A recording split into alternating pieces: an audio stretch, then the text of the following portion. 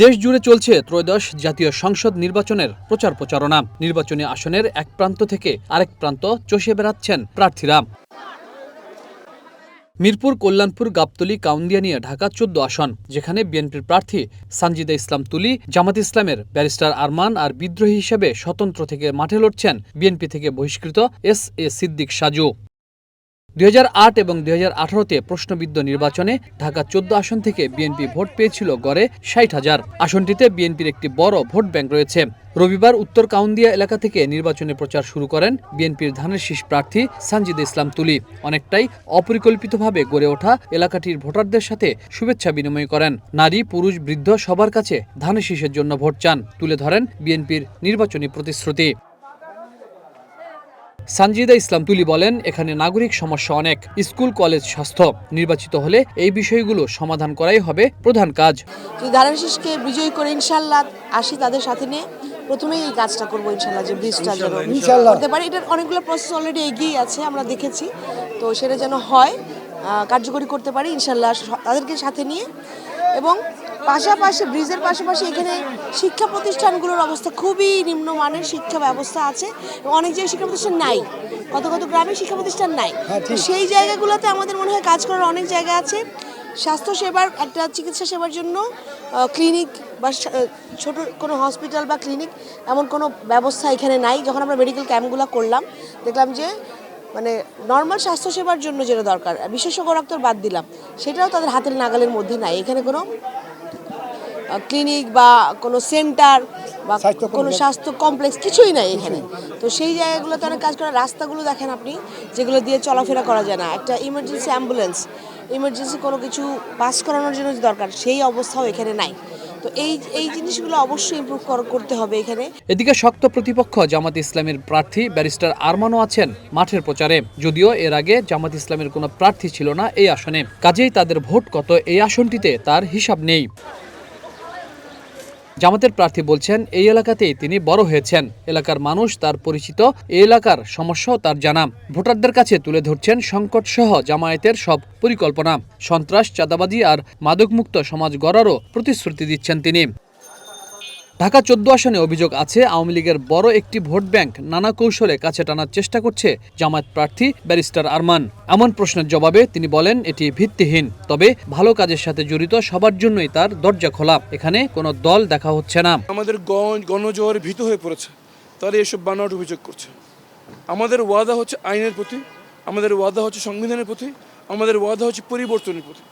যারা এর প্রতি আকর্ষিত হয়ে আমাদের পাশে আসছে, আমাদের জন্য সবার দরজা খোলা।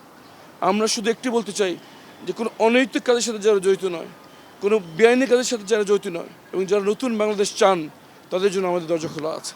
আমরা কোনো দল দেখব না, আমরা কোনো মত দেখব না, আমরা কোনো ধর্ম দেখব না। আমরা দেখব কারা পরিবর্তনের পক্ষে চান, কারা আইনানুগ বৈধ ব্যবসা, বৈধ ইনকাম এবং সরল নির্মল জীবনযাপন করতে চান, তাদের সবার জন্য আমাদের দরজা খোলা। এছাড়া ঢাকা ১৫ আসনেও নির্বাচনী প্রচার করেছে বিএনপির শফিকুল ইসলাম খান মিল্টন। পথসভায় তিনি ভোটারদের কাছে কুশল বিনিময় করেন, ভোটারদের কাছে দোয়া চান। বলেন, জামায়াত প্রার্থী অন্য এলাকা থেকে ভোটার এনে ঢাকা ১৫ আসনে স্থানান্তর করেছে, তারপরও ধানের শীষের জোয়ারই এখানে বিজয়ী হবে। এই বিষয়টা আমি যখন শুনেছি, আমি নির্বাচন কমিশনে খোঁজ খবর নিয়েছি একজনের প্রার্থী হিসেবে, এটা আমার দায়িত্ব। যারা এই মাইগ্রেশনগুলো করেছে, সেই মাইগ্রেশন এটা স্বাভাবিক একটা মাইগ্রেশন এবং তারা কিছুটা বাইরের থেকে ভোটার এখানে এনেছে, সেটার সংখ্যা খুবই কম। কেন করেছে? ওনাদের এখানে আমাদের মতো নেতাকর্মী নেই, তাদের প্রচার কাজের জন্য, তারা কেন্দ্রে এজেন্ট নিয়োগের জন্য কিছু কিছু হোল্ডিং নাম্বারে তারা মাইগ্রেশন করেছে, যার সংখ্যা প্রতিটি ওয়ার্ডে ৪০০-৫০০ এরকম। এইভাবে তারা তাদের প্রচার কাজ এবং নির্বাচনী বৈতরণী পাশ করার জন্য জামাতের আমির সাহেব যখন এখানে ইলেকশন, এই কারণে তাদেরকে বাহির থেকে এনে এইখানে তাদেরকে ভোটার বানানো হয়েছে। কারণ বহিরাগতরা তো ভোটের দিন থাকতে পারবে না, সেই কারণে বৈধভাবে বিভিন্ন হোল্ডাং তাদের আত্মীয় স্বজনের নামে দিয়ে তাদেরকে ভোটার বানিয়েছে। সেটার সংখ্যা খুবই নগণ্য। যেভাবে তারা বলছে ৪০,০০০, ৫০,০০০, এগুলো একটা বোগাস কথাবার্তা। এগুলি বলে জনগণকে বিভ্রান্ত সৃষ্টি করছে। জনগণও মনে করছে যে তাদের প্রতি বাইরের ভোটার কেন এখানে আনতে হবে। আমি তাদের কাছে প্রশ্ন করি, তাহলে কি মিরপুর কাফরুলের ভোটারদের প্রতি তাদের কোনো আস্থা নেই? বাইরের বহিরাগতদেরকে এনে এখানে ভোটার বানিয়ে নির্বাচনী বৈতরণী পাশ করবে, তাহলে তিনি কি এলাকার জন্য, এলাকার মানুষের প্রতি তার কোনো মায়া বা দরদ নেই? এই প্রশ্নটি ওনার কাছে রাখতে চাই।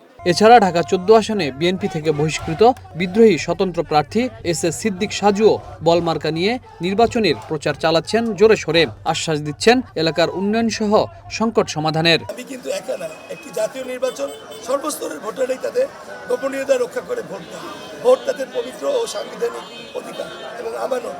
আমার দাদু ভাইও যারা আছেন তারা শুধু এলাকাবাসী ভোটার না, এখানে অনেক দলীয় কর্মী আছেন। কেন্দ্র থেকে কোনো কিছু বলা হয়নি।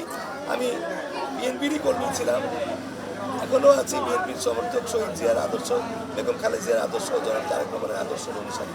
কিন্তু সাংগঠনিক যেহেতু আমি সতর্ক হয়েছি, দলের সাংগঠনিক সিদ্ধান্তের বিপক্ষে, সেই হিসেবে দল সাংগঠনিক ব্যবস্থা নিয়েছে।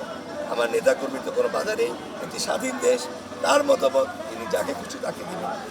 একটি দলের আদর্শের সাথে অবশ্যই যে আদর্শ যে বাস্তবায়ন করবে তার সক্ষমতা, তার দেবার ক্ষমতা, এই এলাকা মানুষের জানমাল ও এই যে ব্যবসা বাণিজ্য, পরিবারের সুরক্ষা নিরাপত্তা দেওয়ার সক্ষমতা কার কতটুকু, এটা অবশ্যই একজন সচেতন ভোটাররা বিবেচনা করবে।